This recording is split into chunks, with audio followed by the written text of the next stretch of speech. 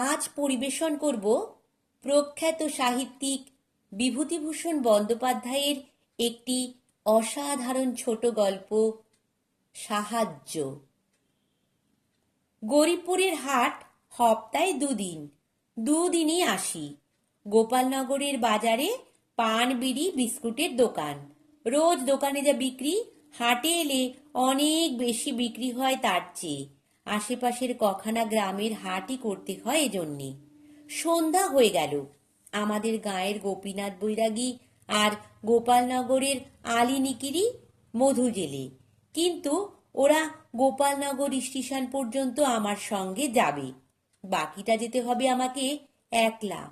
নিতান্ত ভীতু নই, তাই ওই বনবাদারের মধ্যে দিয়ে একলা যেতে পান, বিস্কুট বড় থলের মধ্যে পুরে বললাম, চলো, সন্ধে হয়ে গেল যে, শীতও পড়েছে আজ বড্ড।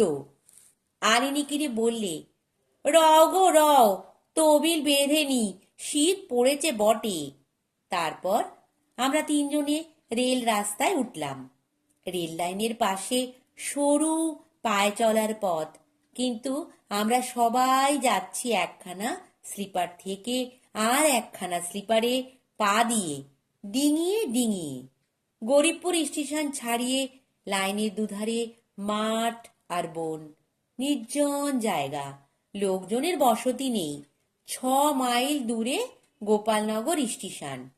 6 মাইলের মধ্যে লাইনের বাঁ পাশে কেবল একখানা চাষা গাঁ আছে, মেহেরপুর। তার আধ মাইল পরেই গোপালনগর স্টেশন। সুতরাং অনেকখানি রাস্তা যেতে হবে হেঁটে এই অন্ধকারে। বেশ মজা লাগে তিনজনে গল্প করতে করতে যাচ্ছি বলে। আলী বললে, কত বিক্রি হলো গো? 7 টাকা 5 আনা। পান, বিড়ি, বিস্কুটও আছে। আছে 2-1খানা। বড্ড খিদে পেল, খেতাম না আলিদা। গুঁড়ো গাঁড়া পড়ে আছে টিনে, সে আর তোমারে দেব না। গোপীনাথ বৈরাগী ঘুনসি চিরুনি কাঠের মালা বিক্রি করে। সে বললে, হাট আর সেজুতে নেই বামুনদা। এই গরিবপুরের হাটে আগে আগে 5 টাকার কম হাট থেকে ফিরতাম না। সেই জায়গায় দাঁড়িয়েছে 2-3, আজ 9 শিকে। এতে মুনাফা কি পাই আর পেট চালাই কি দিয়ে? 3.5 টাকা সর্ষের তেলের সের। পয়সা লড়ছে আলী ভাই। আলী বললে, কি আর লটলাম, মনসুর বনগার বাজারে বসে 1 ডালা খয়রা আর 1 ডালা পুবে চিংড়ি, রোজ 17 টাকা 18 টাকা মুনাফা। আমার সেই জায়গায় 7-8, বড্ড জোর নয়? রে মুনাফা বড্ড হলো। আমরা তো ধারণা করতে পারিনি। পারবা কি করে? ঘুনসি কাঠের মালা কজন লোকে কেনবে, ও না হলেও লোকের চলে যাবে। কিন্তু মাছ না খেলি মুখে ভাত ওঠবে কি দিয়ে, সেটা বোঝো। এই শীতে মাছ না খেলে মানুষ বাঁচে? হঠাৎ আমি বলে উঠলাম, চুপ চুপ, ওই শোনো। সবাই দাঁড়িয়ে গেলাম। অন্ধকার ঘন হয়ে উঠেছে চারিপাশে। সামনে একটা রেলের ছোট সাঁকো, তার দুদিকে জলাভূমি, জলার ধারে জঙ্গল, বেজায় ঘন। সেই জঙ্গলের মধ্যে একটু দূরে ফেউ ডাকছে। কদিন ধরে আমাদের এই অঞ্চলে বাঘের উপদ্রব হয়েছে। প্রায় এ গ্রাম ও গ্রামের গরু ছাগল ধরে নিয়ে যায়। সামনে পড়লে মানুষকে কি আর ছাড়ে? আলী সভয়ে বলল, কোথায়? রেলের পুলের ধারে জঙ্গলে। দাঁড়াও সব। গোপেশ্বর এগিয়ে এসে বললে, চলো চলো, ও কিছু নয়, এতগুলো লোককে বাঘ ধরবে না, চলো। বাঘের জলা পার হয়ে আমরা এগিয়ে গেলাম। মধু জেলের ছেলে মানুষ, তার ভয় হয়েছে। সে বললে, রায় কাকাবাবু, মোরে মাঝখানে করে নেও।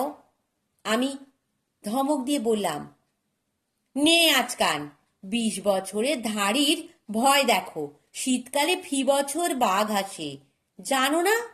মধু বললে, না, পায়ে পড়ি, মোরে একটু মাঝখানে নেন, মোর গা ডোল দিয়ে উঠেছে, এই দেখুন, হয় না, হয়। এত ভয় তোর? হাট করতে আসিস কেন?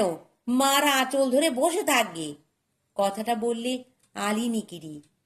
মধুকে মাঝেই নেওয়া হলো সবার কথায়। মধুর ভয় তখনও যায়নি। বললে, রাত্রিরই 6টা পয়সা বাঁচাবার জন্যই এলো গাড়িতে না গিয়ে হেঁটে এলেন সবাই, কিন্তু ভালো কাজ করলেন না। আজ মঙ্গলবার, অমাবস্যে, সেবার মুই আলিয়া ভূত দেখলাম যাত্রাবাগির বিলি। আলী বললে, বিলির জলে? না গো, বিলির জলের ধারে জ্বলছে নিপচে, জ্বলছে নিপচে। গোপেশ্বর বললে, যাকগে, রাত্রির কালে ওইসব রাম রাম রাম রাম রাম রাম। আমি অতি কষ্টে হাসি চেপে রেখেছি। এ দলের মধ্যে সাহসী আলী নিকিরি, তারপরে আমি। ভূত টুতের ধার ধারিনি। মধু ছেলে মানুষ, ওর না হয় ভয় হওয়া সম্ভব, কিন্তু গোপেশ্বর বৈষ্ণব আধ বুড়ো লোক, ওরও ভয়? হাসি পায় বই কি। এরপরে নানান রকম ভূতের গল্প উঠল। জলার মধ্যে নক্ষত্র জ্বলছে, কাশবনে শেয়াল ডাকছে, শ্যামলতার সাদা ফুল অন্ধকারে দেখা যাচ্ছে ঝোপে ঝোপে, মিষ্টি গন্ধ বেরুচ্ছে, ঝিঝি ডাকছে পায়ের তলায় ঘাস বনে। আলিনিগিরি মাছের ব্যবসার গল্প করছে, এবারও 5 পোতার বিল জমা নেবে। 80খানা কোমরে আছে, এক এক কোমরে 2 মণ মাছ হবে। গোপেশ্বর জিজ্ঞেস করলে, কোমরে যে পেতেছিল সে মাছ তোলেনি তা থেকে? আলী বললে, কি করে ধরতে পারবে, অত জলে আর কচুরিপানার দামে বোঝায় বিলির মধ্যেই মাছ, অত সোজা না মাছ ধরা। গোপালনগর স্টেশন এলো। ওরা রেলের বেড়া টপকে অন্য রাস্তায় চলে গেল। আমি এবার একা। স্টেশন ছাড়িয়ে দুধারে জঙ্গল বড্ড ঘন। আমার ভয় ডর নেই, অত বন জঙ্গলের মধ্যে দিয়ে একাই যাচ্ছি, নানা রকম অপদেবতার গল্প শুনেও। রায়পুরের রাস্তাটা যেখানে রেল লাইনের পাশ দিয়ে বেরিয়ে গেল, সেখানটাতে জঙ্গল বড্ড ঘন। হঠাৎ আমি থমকে দাঁড়িয়ে গেলাম। ওটা কি জঙ্গলের মধ্যে সাদা মতো নড়ছে? একটা কুস্বরও কানে গেল। সর্বনাশ! এখন উপায়? আমার গলা কাঠ হয়ে গেল, হাত পা যেন জমে হিম বরফ হয়ে গিয়েছে। কানে গেল কে যেন ক্ষীণ দুর্বল স্বরে কি বলছে। আমার শরীর দিয়ে যেন ঘাম বেরিয়ে গেল। এ তো মানুষের গলা। ভূতে শুনেছি নাকি সুরে কথা কয়।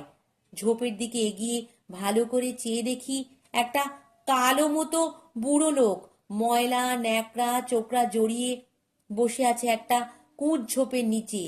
ভয়ের সুরে চি চি করে বললে, মোরে খাতি দাও, না খেয়ে মরে গেলাম। এখানে কি করে এলে? বাড়ি কোথায়? মোড়ে গাড়ি থেকে নামিয়ে দিলে গোপালনগর স্টেশনে। হাঁটতি হাঁটতি এলাম, না খেয়ে মলাম, একটু জল দাও, বাঁচবো না, মোরে বাঁচাও, তুমি মোর ধম্মের বাপ। গাড়ি থেকে নামিয়ে দিল কেন? টিকিট করনি? গায়ে মায়ের দয়া হয়েছে, হাঁটতে পারিনে, সারা অঙ্গে ব্যথা, মোরে বাঁচাও, অন্ধকারে ভালো দেখতে পাইনে, তাই তো ওর সারা গায়ে বসন্ত বেরিয়েছে, নড়বার চড়বার ক্ষমতা নেই। আর এই শীতে, এই নির্জন রেল রাস্তার ঝোপের মধ্যে আমার সারা গা শিউরে উঠল। কিন্তু কি উপায় করি আমি একা? বিস্কুট খাবা? আমার থলেতে বিস্কুট আছে। তখন আলিনিকিরিকে মিথ্যে কথা বলেছি। রোজ রোজ বিনি পয়সায় পরকে বিস্কুট খাওয়াতে গেলে চলে না। ও কি কখনো বিনি পয়সায় মাছ খাওয়ায় আমাকে? থলেতে খানকুড়ি বিস্কুট ছিল। থলে ঝেড়ে ও ন্যাকড়াতে ফেলে দিলাম দূর থেকে।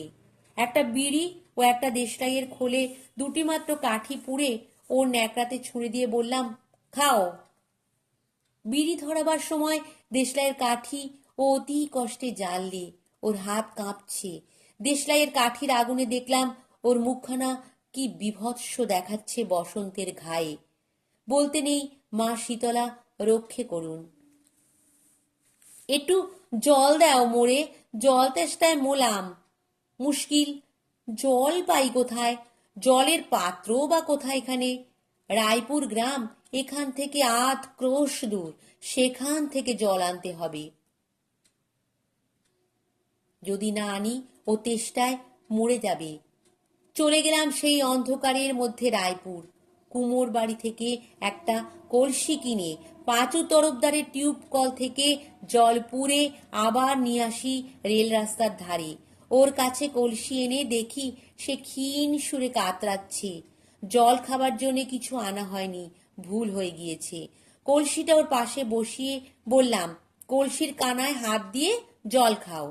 থলে থেকে আরো গোটা কতক বিড়ি বার করে একটা দেশলাই সমেত কলসির পাশে রেখে আমি যখন যেতে উদ্ধত হয়েছি, লোকটা বললে, যাচ্ছ নাকি? হ্যাঁ। কনে যাবা? বাড়ি যাব। আর কোথায় যাব? মুই দুটো ভাত খাবো। আমি রাগ করে বললাম, কোথায় পাবো ভাত? রাত ৯টার গাড়ি চলে গিয়েছে। বাঘের ভয় আমি বাড়ি যাব কি করে? এখনো ১ ক্রোশ পথ। আমি চললাম।